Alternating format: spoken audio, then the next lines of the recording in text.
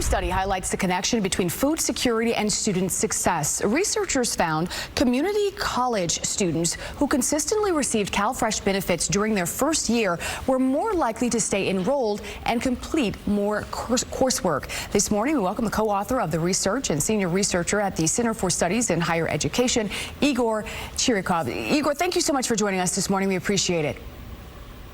Thanks for having me. Tell us what stood out most to you from this research.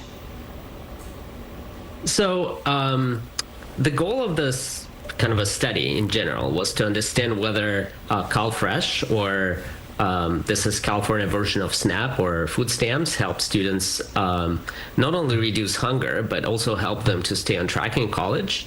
And we found that students who kept receiving CalFresh during their first year did better academically. And they were more likely to complete 30 credits in their first year, which is one of the key milestones for staying on track. And they were also more likely to come back for a second year.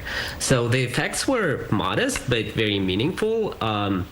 It's about 1.4 percentage point increase in earning 30 credits and 2.6 percentage point increase in returning for year two. And the size of the effect doesn't seem huge, but it's in a large community college system like in California, even small percentage point gains can affect thousands of students. Why is that? Why does the access to food support have such a strong impact?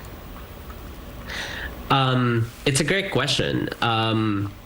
Actually, there are very clear reasons why food assistance could help students. It can reduce hunger, it can reduce stress, it can free up time that students might otherwise spend working and help them focus more on schools, in school. And there is literature that kind of established this theoretically, but we were able to find this in community college settings. And how many college students actually use CalFresh?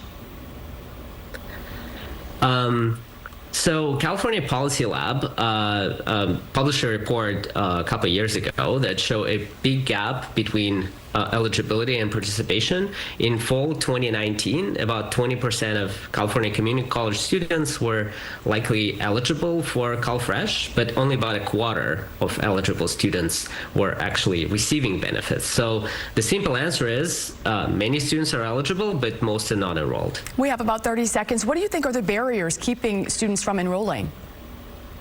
Yeah, so the biggest issue is that CalFresh is complicated for college students. Students usually have to show not only that they have low income, but also they meet special student exemptions.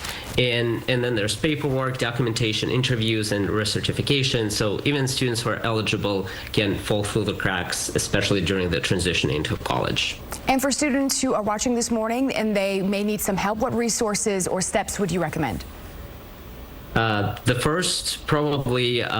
first step is to contact their basic needs center. At a lot of colleges, there's student basic needs center, and explore if they're eligible for benefits.